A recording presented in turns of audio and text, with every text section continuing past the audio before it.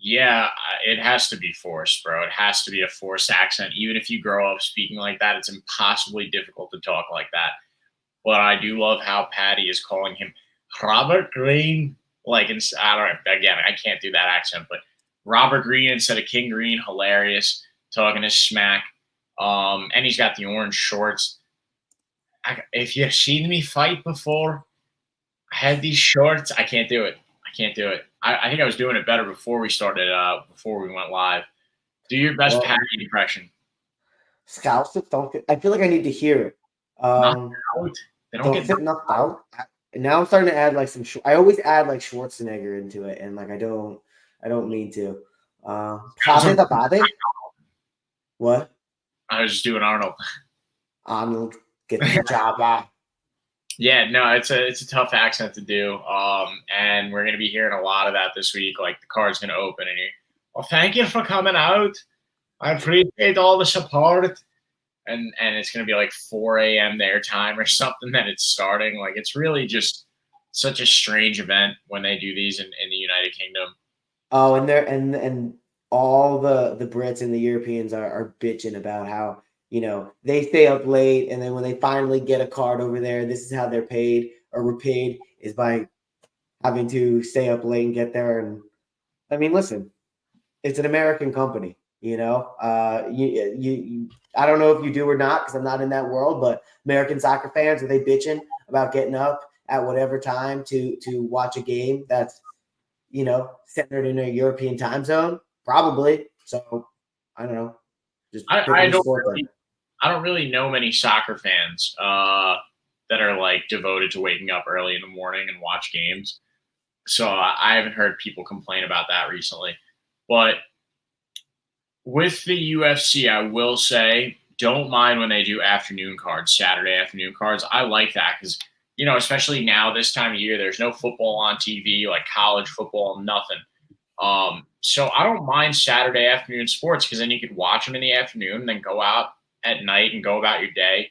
Like I miss those free ABC Apex cards that they used to have when they Yeah. actually like, especially during COVID when they headlined them with like one in particular, I think was like Marvin Vittori and Kevin Holland when Marvin just out wrestled Kevin for 5 rounds. But Hmm. regardless, it's a fun, I love afternoon Saturday sports. So Agreed. I wouldn't mind if they did it their time in the evening for us in the afternoon. Um, they've done it in the past. I wouldn't mind it at all. But I agree with you though. It isn't tailgating and stuff at like 2 in the morning. Kind of Yeah. sucks. Well, we I say don't know. we. I would be annoyed. Yeah, I was gonna say, why I don't we hop into the show here and we're talking at the absolutely same do time. it. Yeah, let's go.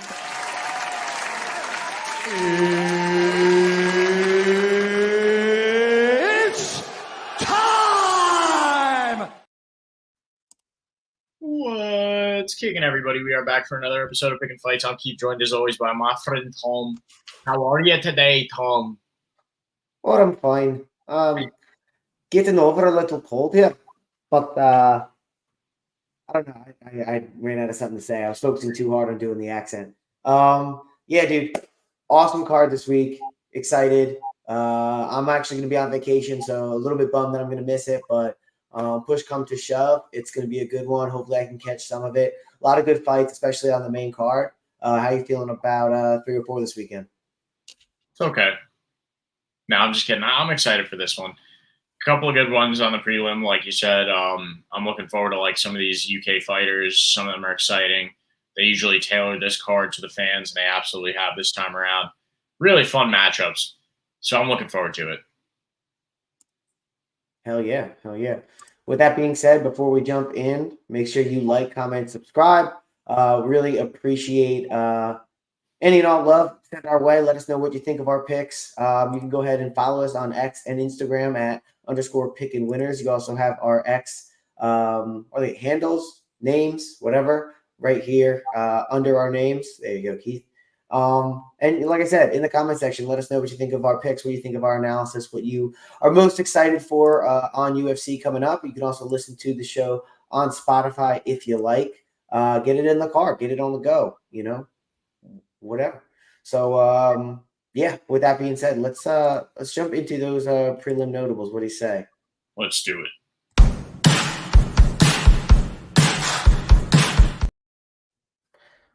All right. Do you have anyone that you want to go over first? Yeah, I want to talk about Manel Cape and Muhammad Mokaev. I'm looking forward to this one. Manel Cape is a bit of a wild man, and I mean, verbally and physically in the octagon as well. He does have the propensity to say crazy, crazy things. Remember when he had that fight lined up with Kaikara France and he went nuts at the press conference, and then Press conference, throwing bottles, yeah. Yeah, he dropped a hard F bomb in the octagon, and not like the one that's okay to say. The 4-letter one. No, he said a really bad word, or just one that you shouldn't say on live television, I guess. So Manel Cape, he got into a little bit of, well, actually, he didn't even get into trouble. He didn't apologize. It was the other guy that said it that night that apologized. But Manel Cape is a wild man regardless. Great striker, a really awesome striker. I was really hoping that he would fight Kaikara France, because that's going to be like a mental kickboxing battle eventually. Like, it's going to be vicious eventually when that happens. Although Kaikara France is fighting Steve Urseg in Australia coming up soon. So another great matchup regardless. Anyways, I'm going with Manel Cape. Better striker than Muhammad Mokaev. Honestly, like, Muhammad Mokaev isn't like super chinny or anything, but the way that Manel Cape throws his boxing and mixes in some body kicks and some leg kicks and really maintains his distance really well, I think it's going to be a problem for Muhammad Mokaev on the feet.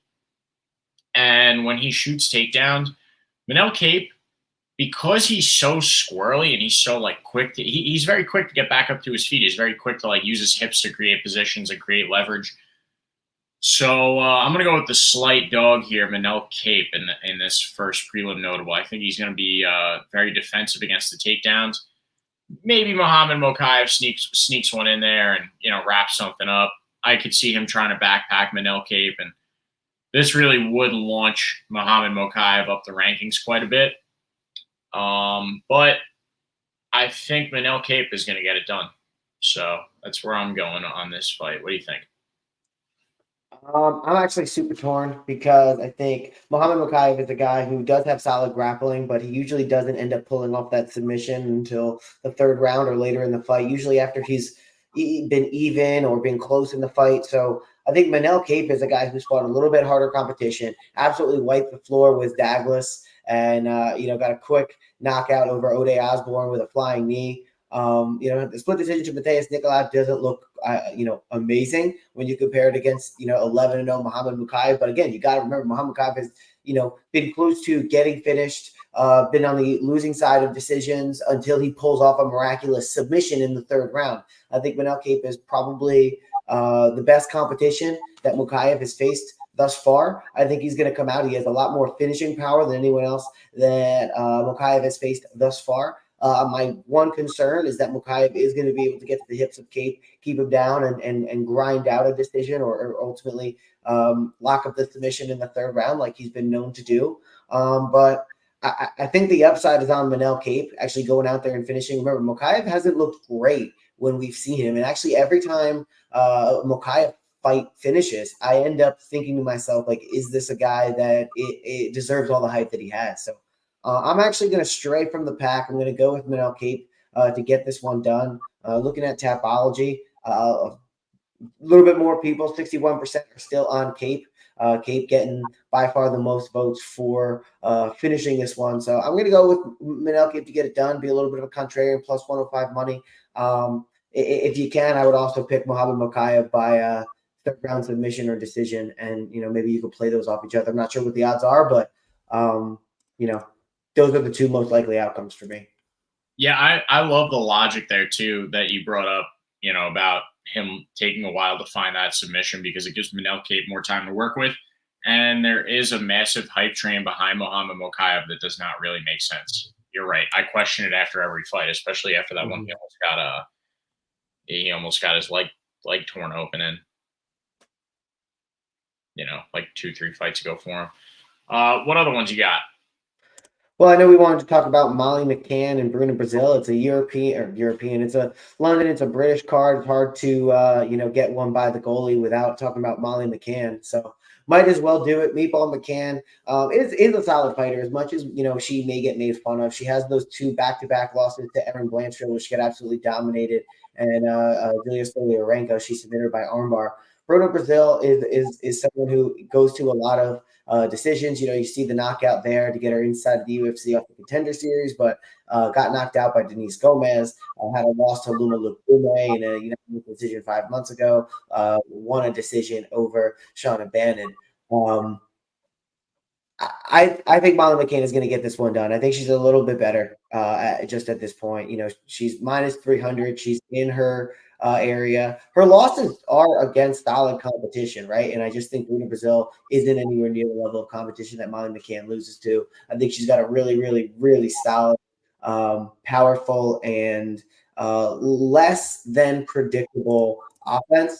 And I think that's going to allow her to potentially finish Bruna Brazil. She's going to go out there. She's going to have a ton of energy, ton of hype, ton of speed, ton of power, at least relative to the women's division. So I think Molly McCann is going to be able to get this one done in front of the England fans. What do you think, Keith?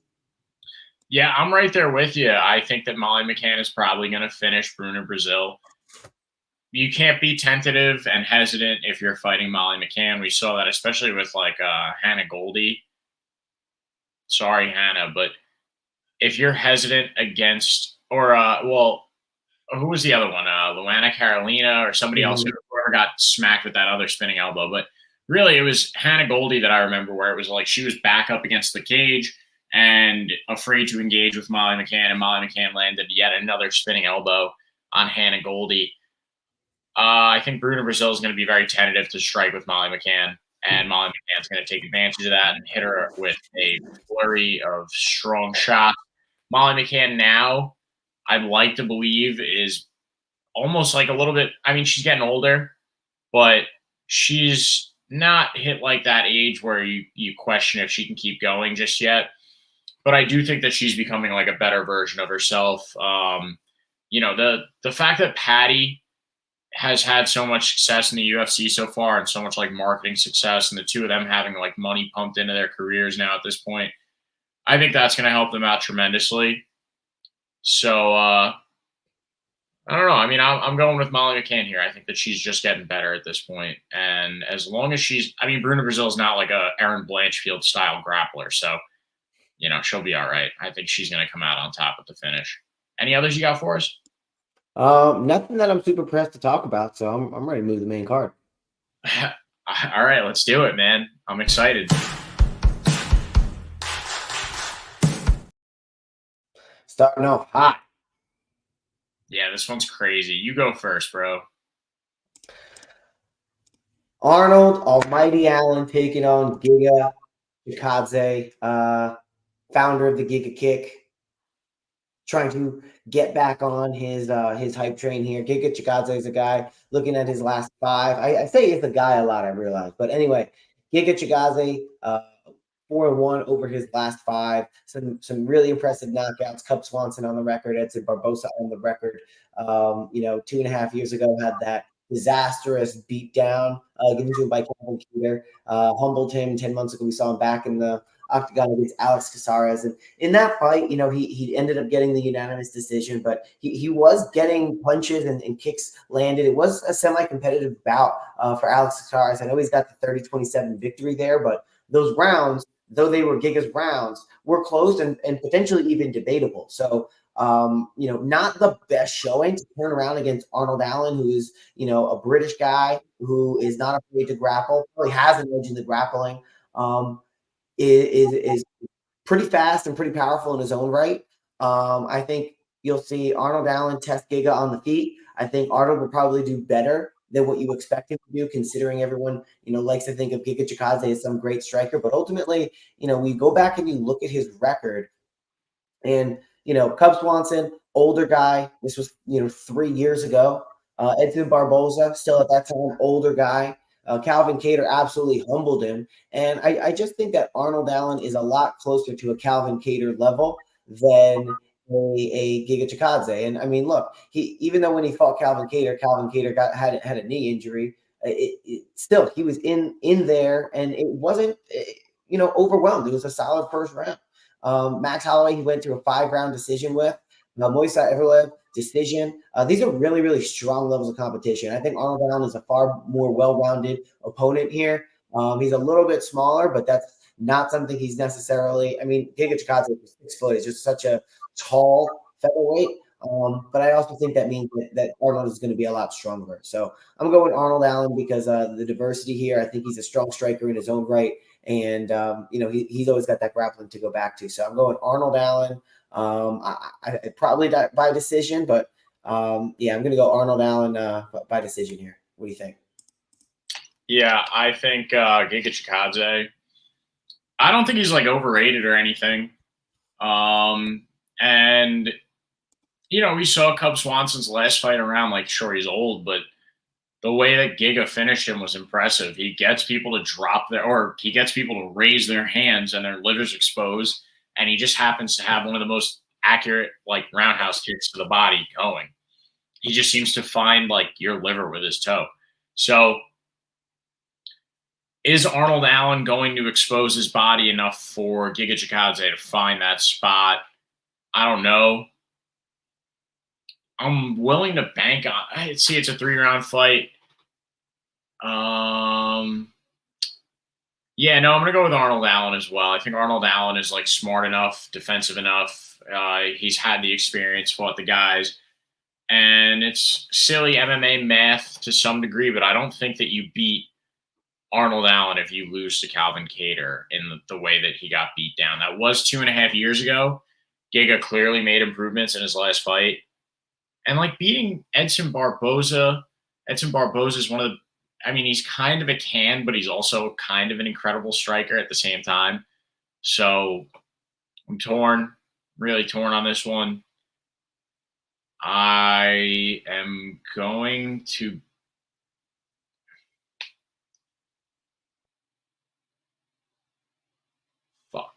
I'm gonna go with Giga Chikadze. I'm gonna go with Giga. I think Giga's Wow. I think Giga might find that shot. Maybe he finds a shot. Arnold Allen has kind of shown himself to be like undisciplined with his defense every now and then. Like he does eat some bad shots from time to time. And if Giga does mix it up like body head combos the way that he does, I think there's a chance that he gets Arnold Allen like in a, where's it going, and lands something maybe that maybe it doesn't win him the fight by finish, but he does that enough times, wins the better, the better exchanges in the rounds. Fuck, because Arnold Allen is better at the clinch game, but I don't know. I think Giga maybe gets it done. I'm gonna go with Giga. Interesting. Yeah. All right, what do we got next? Fight. Sorry for the long, thought out, drawn out explanation. No, keep it rolling. Yeah. BLD versus RoboCop. Who do you got? I am gonna go RoboCop. Obama. My fellow Americans. If you don't see it by now, he literally looks like Obama. Maybe not so much after he got his forehead split open, but I'm a huge fan of RoboCop. Despite, I mean, he's 4-1 over his last 5. Like he's a really good fighter. He gets in there, he puts on scraps. So CLD is also 4-1 over his last 5. But RoboCop at this point has the UFC tenure and experience. Yeah, I don't know. I think he's fought the better competition over his time here. He gets in there with just about everybody. Has some really great wins. Has finished a lot of really great names up to this point. It's going to be a back and forth brawl. Like there's no denying that this is going to be a back and forth fight against between two really good guys. I just think unless RoboCop is like completely split up and bleeding again, I don't think he's going to get finished, and I think maybe he'll win the better exchanges and everything. It is hard. Like now, I'm going 0 for 2 against the home crowd, but in the home field advantage, that's what's kind of like making me second guess these picks a little bit. But RoboCop, I think, has a lot of experience in the UFC, and he's got great hands. So I'm going Gregory Rodriguez, my fellow Americans. What do you got? Yeah, I have to go RoboCop too. I think Christian Leroy Duncan is, I mean, this is a solid matchup, but you can tell by where the line is. A little bit more people went on the knockout side for the Tapology vote, and 65% going with Christian Leroy Duncan to get it done. A little bit of the younger guy, but like you said, I think he's hasn't faced as good a competition as RoboCop has, and he's proven himself. He's got probably a strong grappling advantage, or maybe not strong, but slight is what I mean. Grappling Yeah. advantage, and he's not a guy that's finished relatively easily. We look at CLD. Got a knockout to get into the UFC off of Cage Warriors. Knee injury to Dusko Todorovic. Decision loss to Armin Petrosian. Knocked out tennis to Lulin, which you, me, and Dupree have, and knocked out Claudio Ribeiro, who is not that great in his own right. So. I mean, listen, he's got knockouts, but over guys who are not phenomenal competition. Gregory Rodriguez has knockouts of guys who are really good competition. So I think, maybe there's a recency bias, but, a lot of times, I mean, shit, man. Vegas knows best, and they're putting a little bit more of a favorite on CLD. He's a little bit longer here, a little bit younger. Maybe that's where it's all coming from. But, hey, listen, I like RoboCop, and I'm going to take him here. Yeah, love it. Love it. And I like what you said about you, me, and Dupree knocking out Dennis Louis Lynn. What do we got next? Oh, good one. Bobby. Well, sorry, King Green. Does that mean he's King Green? I wonder if they just swap it, where now it's going to be like King Bobby Green or like Bobby. Yeah, right. His nickname is Bobby. Yeah, I don't know. Very interesting move from Bobby Green to rename himself King. He'd been talking about it for a while, but I also love Patty calling him Robert Green. Like that shit's mad funny to me. Like, yeah, cool birth name, bro. That's actually like pretty solid smack talking. Like, I'm not gonna call you King. I'm gonna go the other way with it. Yeah, that's not your name. Like, I'm gonna call you the name that you are running away from, I guess. Anyways, I'm gonna go with Patty here. I don't think that Bobby Green has the grappling to withstand Patty, and I actually think that Patty's striking seems to be getting just better and better with every fight. Like, we saw him in his first fight get rocked by, like, I think Luigi Vendramini or something. And it didn't look too great, but he didn't get knocked out. He just got rocked real bad, recovered, and won the fight. He's undefeated in the UFC so far. He's now beat Tony Ferguson, which, okay, again, you, me, and Dupree. But it's impressive for a kid who, like, everybody is sleeping on to go out there and beat Tony Ferguson. Bobby Green is kind of old at this point. He's still active, and he has ended a few hype trains, like Grant Dawson. Most recently is like the biggest hype train that I can remember, because Bobby Green was a huge, or like a moderate dog in that fight, and finished Grant Dawson by knockout in like a couple of seconds or something. But Paddy Pimblett, really excellent grappler.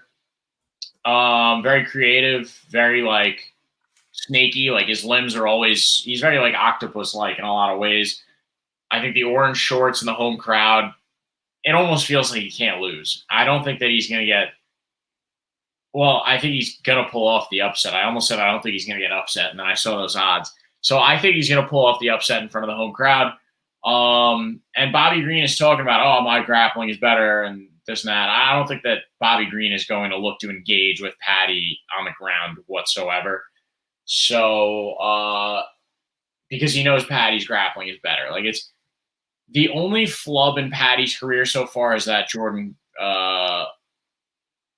that Flash Gordon fight. Jared Gordon. Other than that, he's had a pretty solid UFC career so far, and I think solid enough that he goes out there and beats Bobby Green. So I'm looking for Patty to get it done in front of the home crowd. Say something fun, say something like inspirational, get the people going for him, and maybe get like some of the fans and the UFC fan base back on his side. So I'm going with Patty Pimblett. What do you think? He's gonna say something like he's a fucking good fighter. I don't know. I feel like if you do a Scouser accent, like the YouTube algorithm can't pick up that you're cursing. Like it's that far removed from actual English. Yeah, I have Um, no idea what you just said. yeah, I mean, neither do I. Listen, I think Patty Pimlet, and we even talked about that Jared Gordon fight where in the second and the third round he was fighting with basically a broken foot or that drop foot or whatever. So he had said that when he was talking to who was he talking to? We went the MMA guru. So he said that when he was talking to him that he had a broken foot and issues there and he still put up a solid fight with Jared Gordon and Bobby Green.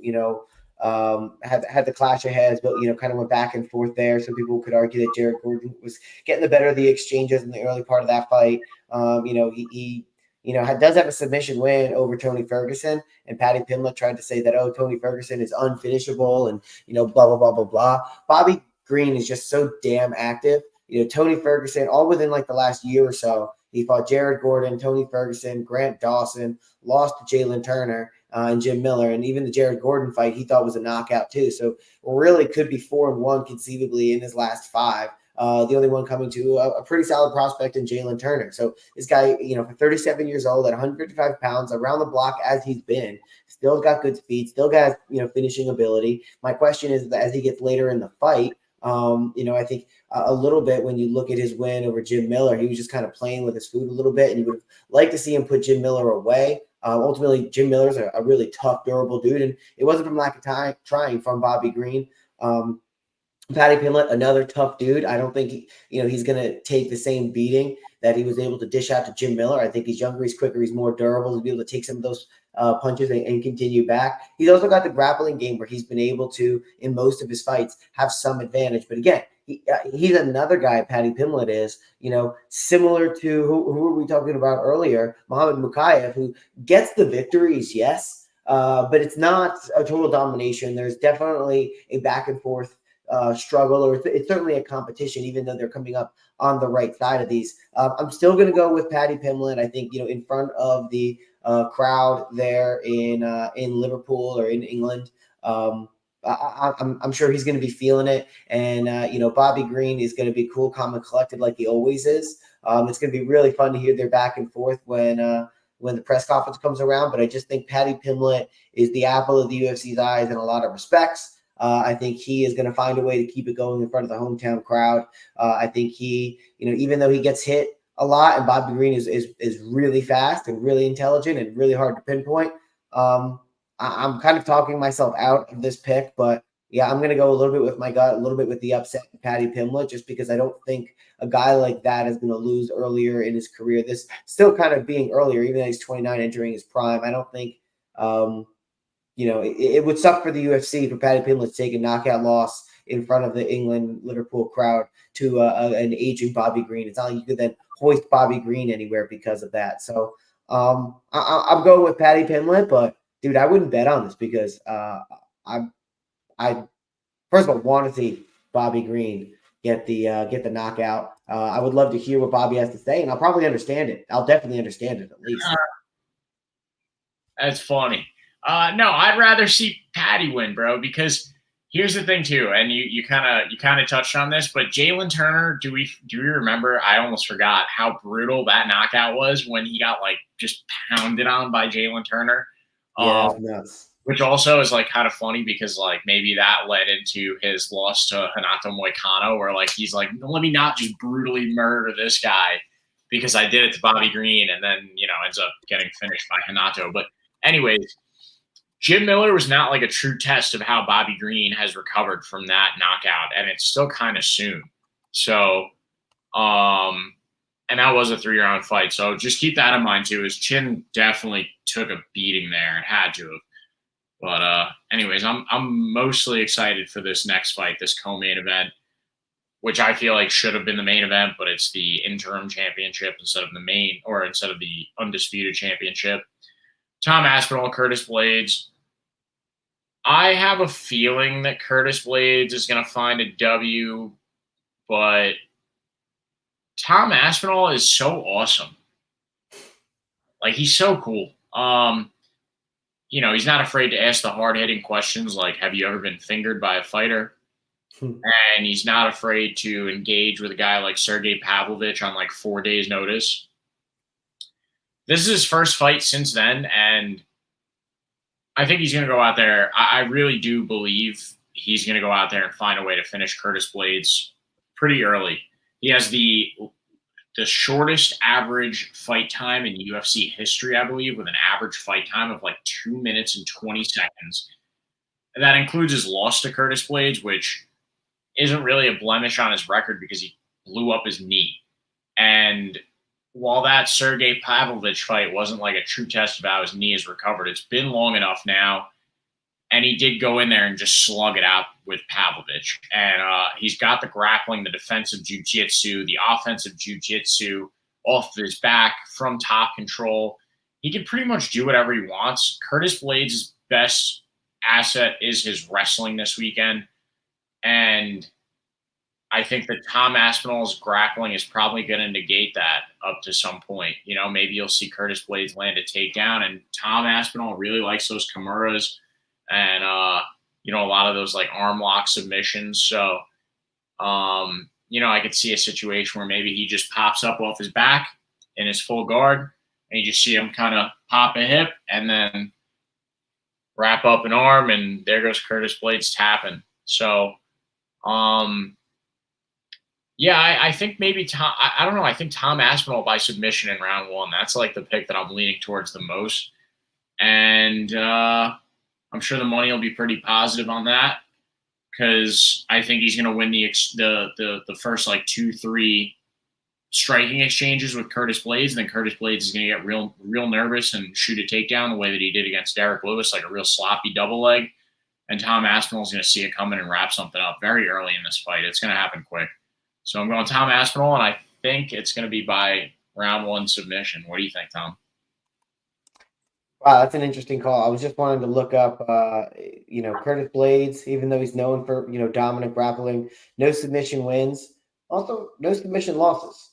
So interesting little statistic there. I definitely don't see Curtis Blades ground and pound and Tom Aspinall. And I think what you're, you know, kind of predicting there is a fairly realistic one. I definitely think Tom Aspinall is going to get the better of the on the feet exchanges, and I think Curtis Blades is going to get the idea that, hey, this guy's better than me on the feet. He's better at me at striking. He's going to get that pretty early on in the fight. So I think he's going to try to lead on his grappling, which Tom Aspinall is going to expect. You know, maybe a knee is in store for a guy like Curtis Blades. You know, or you know. 1-2, expecting him to go for the takedown. Uppercuts definitely in play. I want to see what Tom Aspinall does, but I do agree with you. I think this is going to happen early. I don't think it's going to be a long, grinding fight because we really haven't seen Tom Aspinall in any of those. I mean, we have just finish after finish after finish. This guy knows what he's doing, and the only time he's lost, really, that comes to mind is when he blew his knee out against Curtis Blades. So, you know, he's got a couple earlier losses in his career. Which I don't mind seeing because he's had to fight adversity and came back from it. I like Tom Aspinall all the way. He's, you know, minus 400 for a reason, 92%, despite having lost the first one. To call this a 2 is similar to the main event, which, you know, I'm fine with moving on because, you know, Tom Aspinall's the pick. What do you think? Yeah, agreed. Yep. And it is funny because this one is like comical. The other one is more sad. I thought that Tom Aspinall's career was over. The way that the first fight between these two guys ended, I was like actually kind of laughing.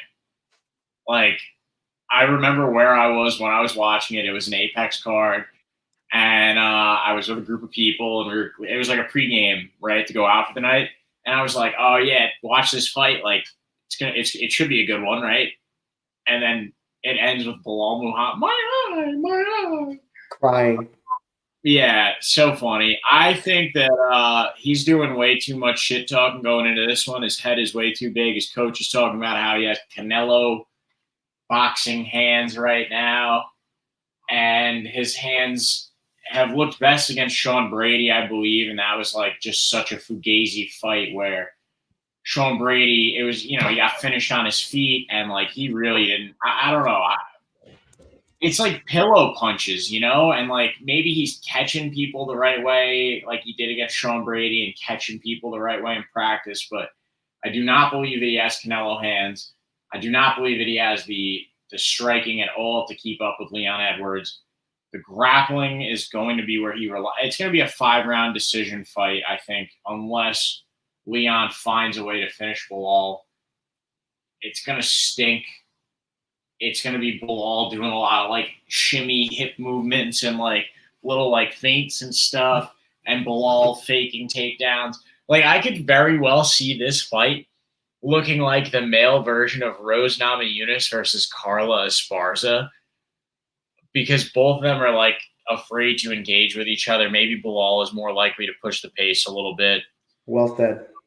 But yeah, I think it's going to stink. And I think you're going to get like 3 rounds where Belal Muhammad probably lands good takedowns and out wrestles Leon Edwards, chain wrestles him up against the fence. It's tough because, like, you know, he did get better since the first 2 Kamaru Usman fights with his wrestling. Is Kamaru the same guy that he was? I think Belal is younger and maybe even better because he doesn't have like those knee problems that Kamaru Usman had. Having a hard time coming to a conclusion. I think it's going to be a 5-round decision. If it's not, it's because Leon knocks out Belal. But yeah, I think I'm going to go with Leon Edwards, 5-round decision. I think that's where I'm going to go. I think Belal is he's going to look sloppy. Leon makes a lot of wrestlers look sloppy. He's very good at, he's very good at moving his hips, and he's very good with his footwork. I think he's going to get out of the way of a lot of takedowns, and I think I'm going to go Leon Edwards. He's going to land the better striking. He's going to have the better striking exchanges, so better combinations. I really hope he finishes Belal, though, too, because I want him to shut him up. What do you think?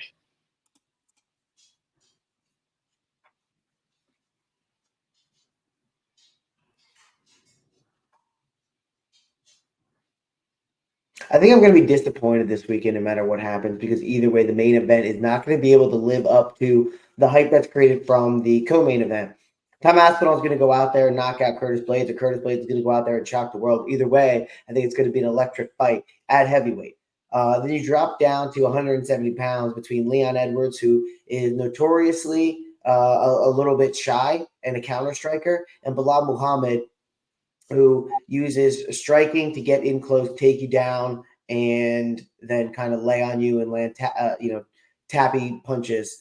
That doesn't really deal much damage, but technically counts as a punch.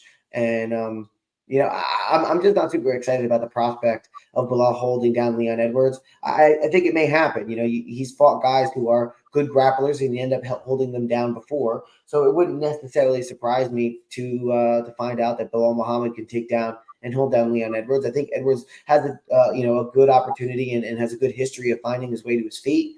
So that gives me, some hope that he's going to find his way to his feet. Potentially there's a scramble, he could land some sort of kick or damaging blow. But again, he's a guy who's super calculated. And, you think about the Kamaru Usman head kick, like that was something that he had set up for 5 rounds prior. He's not somebody who in a scramble is going to land a devastating blow. And, that's how it gets, he doesn't thrive necessarily in chaos. He's a tactician.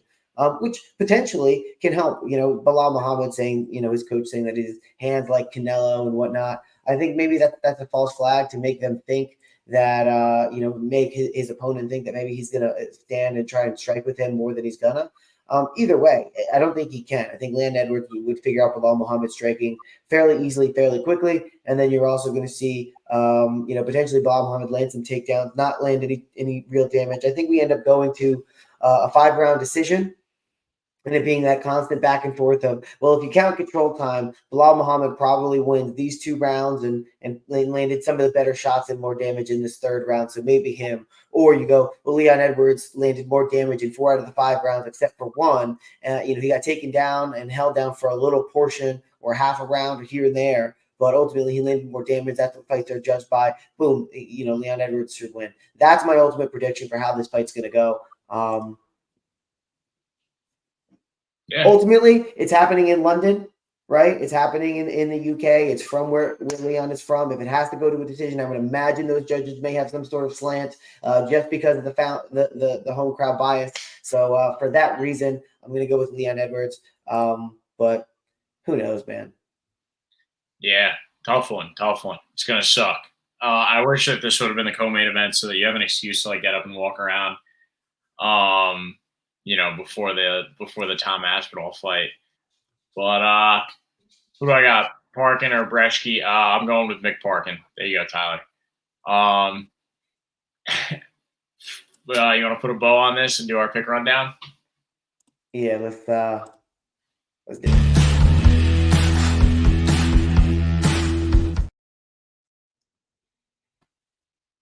All right. Oh, all right. To me first. Prelim notables. I got Manel Cape over Muhammad Mokayev and Molly McCann over Bruno Brazil. And then for the main card, going with Giga Chikadze over Arnold Allen. Gregory Rodriguez, RoboCop over Christian Leroy Duncan. I got Patty Pimblett over Bobby Green, Tom Aspinall over Curtis Blades, and Leon Edwards over Belal Muhammad. What do you got? I'm going to start from top and go down. I'm going to go with Leon Edwards over Belal Muhammad, Tom Aspinall over Curtis Blades. I am going Patty Pimblett over Bobby Green, Greg Rodriguez over CLD, and Arnold Allen over Giga Chikadze. I feel my most confident that this main event is going to go to decision and that Tom Aspinall is going to win by finish. So I think those two you could pair together and screw it. If you want to go for main card parlay, I'd add Arnold Allen in there. I think he's gonna, get the dub over Giga Chikadze here. I also think Molly McCann's gonna get it done. Going down the card. What else do I like? I like Manel Cop getting it done over. That's a close fight. It's a really, really close fight. Like we said, both guys have reason. I'm gonna still go with a little bit of a risky pick in Manel K, but I'm betting on excitement in that one. So there's the rundown. Nice. I hope it's a fun card. I appreciate the comments and the people joining us this week. Appreciate you joining me this week, Tom. Looking forward to chatting about this one afterwards. And, I think it's going to be exciting. So thanks, y'all. Like, comment, subscribe, follow us on Spotify, Instagram, Twitter, @_pickinwinners and @pickinfightstom and @pickinkeith on X. That's pretty much it, right? Have a good one, y'all.